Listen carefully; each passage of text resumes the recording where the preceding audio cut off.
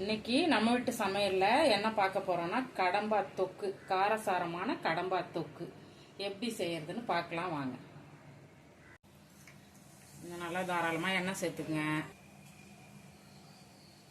தாளிக்கிறதுக்கு சோம்பு பட்டை 2 சேர்த்துக்க.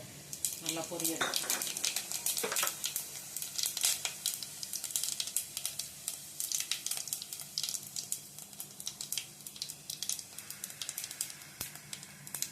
பொரிஞ்சோன்னே கருவேப்பிலை 2 சேர்த்து, கொஞ்சம் பெரிய வெங்காயம் நறுக்கி வச்சுட்டு அதையும் சேர்த்து நல்லா ஒரு கையளவு சேர்த்துக்கணும். நான் இந்த அளவுக்கு எடுத்திருக்கேன், கடம்பா இந்த அளவுக்கு எடுத்துருக்கிறதுனால கொஞ்சம் கிரேவி மாதிரி தொக்கு, கடம்பா தொக்கு, அதனால் கொஞ்சம் வெங்காயம் நிறைய சேர்த்துக்கணும். நல்லா வதக்குங்க. கடம்பா நல்லா தொக்கு மாதிரி தான் வைக்கிறேன், வறுக்கலை, தொக்காட்டம் வைக்கிறேன். வறுக்கிறது இன்னொரு நாள் போட்டுக்கலாம். ட்ரையாக எள்ளி செய்யறதுங்க. நல்லா வதங்கட்டு, வெங்காயம் நல்லா வதங்கணும்னா தக்காளி சேர்த்துக்கணும். இந்த தக்காளி சேர்த்துக்கணும்.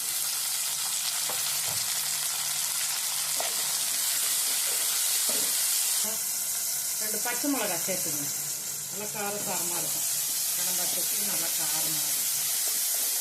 நல்லா வதங்க. இப்போ நம்ம கழுவி வச்சுருக்க இந்த கடம்பாவை சேர்த்துக்கலாம்.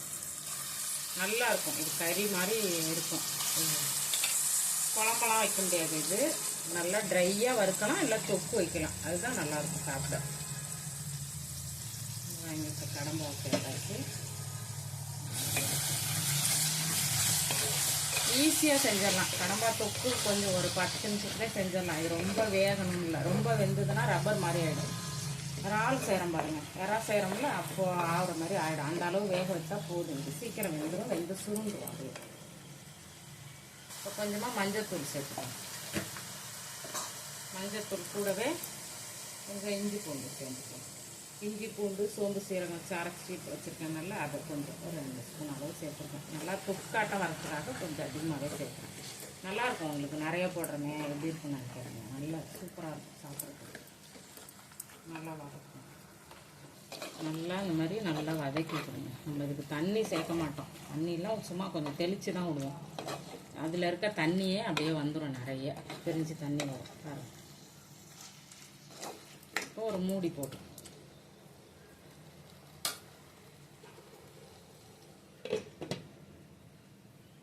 அதில் எவ்வளோ தண்ணி பிரிஞ்சு வந்திருக்கு பாருங்க. நம்ம தண்ணி எதுவுமே சேர்க்கலை, கடம்பாலே தண்ணி இருக்கும். எப்படி வந்துருக்கு பாருங்க. அந்த சமயத்தில் நம்ம மிளகாத்தூள் சேர்த்துடலாம். மிளகாத்தூள்லாம் உங்களுக்கு காரத்துக்கு தகுந்த மாதிரி. கடம்பாலாம் ரொம்ப காரம் இருக்காது, அதனால என்ன பாருங்க, சின்ன ஸ்பூனில் 1 ஸ்பூன், அப்புறம் ஒரு 1/2 ஸ்பூன், அவ்வளோதான்.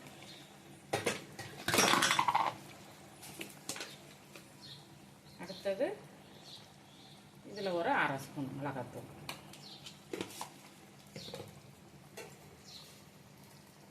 இதுக்கு தேவையான உப்பு பார்த்துட்டு நீங்கள் போட்டுக்கணும். நல்லா கொதித்து நல்லா வர்றப்போ நீங்கள் உப்பு பார்த்தீங்கன்னா உங்களுக்கு தெரியும், உப்பு சரியாக இருக்கா பத்தலையா. கம்மியாக இருந்தால் போட்டுக்கோங்க. போடையிலே நீங்கள் கொஞ்சம் கம்மியாகவே போட்டுக்கணும், தேவைப்பட்டால் போட்டுக்கலாம். இந்த அளவு நல்லா வேகட்டும். தொக்கு மாதிரி வந்துடும். காரம் போதும், இந்த காரம் போதும். மிளகுத்தூள் சேர்ப்போம், அது மிளகு போதும். இந்த அளவு தொக்காட்டம் வந்துடுச்சு பாருங்க. நம்ம இந்த இதில் நம்ம கொஞ்சம் மிளகுத்தூள் சேர்த்துக்கலாம். மிளகுத்தூள் தொக்கு மாதிரி வந்துருச்சு பாருங்க. இப்போ நம்ம 1 ஸ்பூன் அளவு தேங்காய் சேர்த்துக்கலாம். தேங்காய் வேணும்னா சேர்த்துக்குங்க, இல்லைன்னா விட்டுருங்க. தேங்காய் சேர்த்தா நல்லா இருக்குது. தேங்காய் சோம்பு அரைச்சி வச்சிருக்கிறதுல ஒரு ஸ்பூன் அளவு இருந்து பாருங்க. அவ்வளோதான். இன்னும் நம்மளுக்கு திக்காக இருக்கும் இது. அவ்வளோதான். இதோட நம்ம கொஞ்சம் மிளகுத்தூள் சேர்த்துக்கலாம்.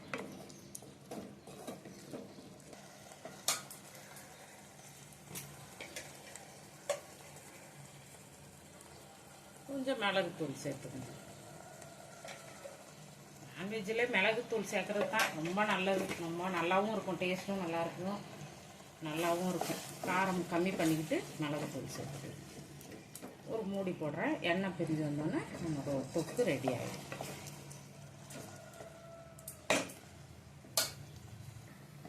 நம்ம வீட்டு சமையலில் கடம்பா தொக்கு ரெடி ஆகிடுச்சு.